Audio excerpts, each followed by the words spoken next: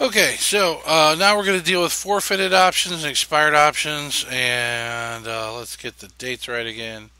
January 1 of FY1.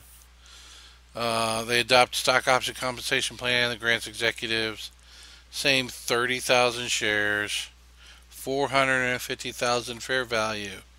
Here's what's different.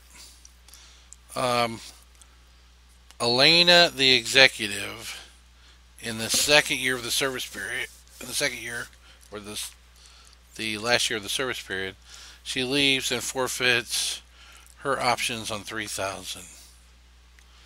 Okay. And then they give us exercise information. Some are going to expire worthless. Alrighty, so what's going on here? Paid in capital stock options. Well, the first year our compensation expense was 225. Okay? We originally thought that we were going to go to 450, so of course we needed to add another 225. But that's not what happened.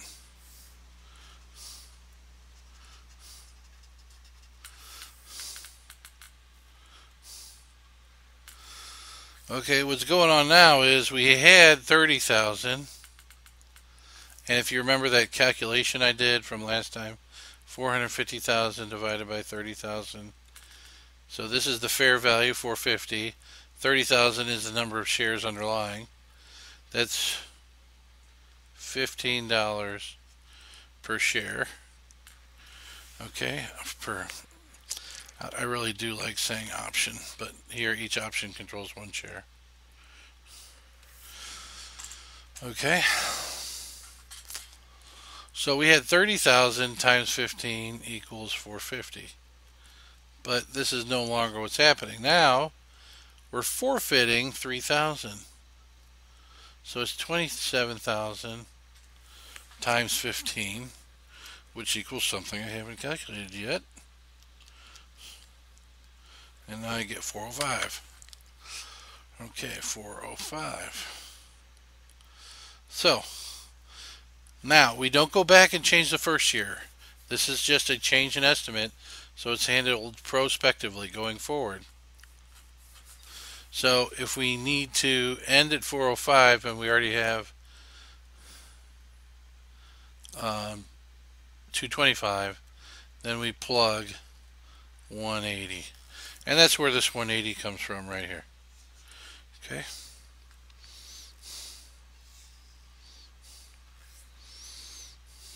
All right. Another way to do it is here's the amortization. You start with 30,000. Year one, you get rid of 15. So then you have 15,000 remaining. But then what's her name? Elena forfeits 3,000. So now you're down to 12,000. So FY2 comp expense is 12,000 times 15 equals 180. So you could count up the shares first, amortize them, multiply it times the $15. Okay. All right, so that's good. What's going to happen now? Let's see the exercise. There's an exercise of 15,000 shares. Okay. So that's 15,000 times the exercise price. The corporation receives 600,000.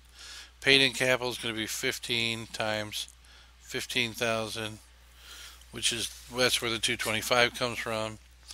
Here's the fraction right here, this 15 over 27.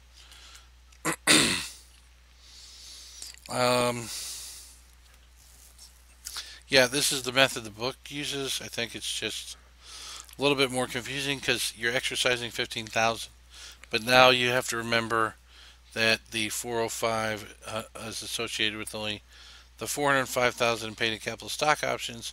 Is associated with only 27 shares.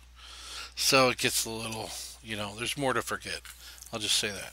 As opposed to my method over here, or, I can't even say it's my method. I used to just exclusively teach this ratio thing right here.